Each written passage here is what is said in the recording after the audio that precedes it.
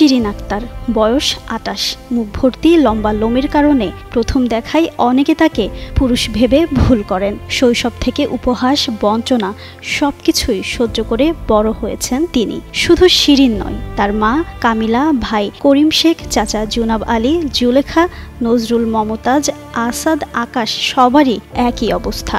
এই পরিবারগুলো সমাজে লোম মানব নামে পরিচিত। প্রতিবেশীরা মেলামেশা করে না, শিশুরা খেলা পর্যন্ত এড়িয়ে চলে।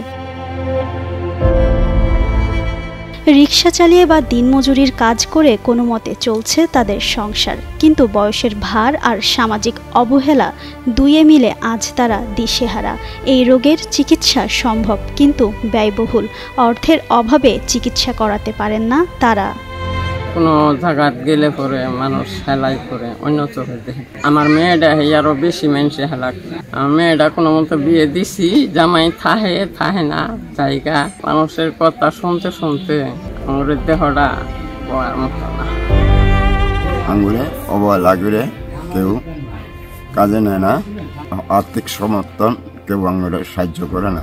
এই যে স্কুলে গেলেও পোলা বানে হরাই দেয় আরেকটা না। একই অবস্থা গ্রামের ১২ জন নারী পুরুষের। জন্ম থেকে মুখ ও শরীর জুড়ে লম্বা লোম নিয়ে বেঁচে আছেন তারা। তাদের মুখে হাসি নেই, চোখে শুধু একটাই প্রশ্ন, কেন আমরা আলাদা? বিয়ের পরও অনেক নারীকে ফিরিয়ে দেওয়া হয় বাবার বাড়ি।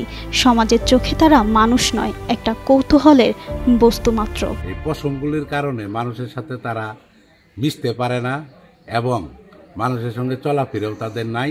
আর এদের যে বাসস্থানটা, এটাও এদের নাই। এটা সুদৃষ্টি দিবেন আপনারা। এটি বংশগত এক ধরনের হরমোনজনিত সমস্যা। সরকারি বা সামাজিক সহযোগিতা পেলে তারা স্বাভাবিক জীবনে ফিরতে পারবে বলে জানান চিকিৎসকেরা। এটা বংশ পরস্পরায় তাদের মধ্যে এই রোগটি বিরাজ করছে। এই রোগটার নাম হলো হার্সিটিজম, যেটা পুরুষদের থাকে, মহিলাদের থাকে না। এটা যদি তাদের কারো মহিলার মধ্যে প্রমিনেন্ট থাকে, তাহলে তখনই তাদের বিভিন্ন জায়গায় চুল গজাতে শুরু করে। তবে এই রোগটিকে আমরা চিকিৎসা করে এটাকে তীব্রতা কমাতে পারি। যে সমস্ত হাসপাতালে হরমোন বিভাগ আছে, বিশেষ করে বারডেম হাসপাতাল, এমনকি পিজি হাসপাতাল, সেখানে যদি তাকে ভর্তি করে একটা মেডিকেল বোর্ডের মাধ্যমে তার চিকিৎসা করানো সম্ভব। আমরা উপজেলা হেলথ কমপ্লেক্স থেকে তাকে রেফার করে এখানে আমরা পাঠাতে পারি।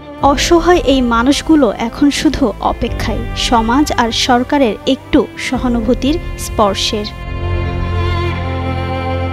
জিন্নাত আরা ঋতু, যুগান্ত নিউজ।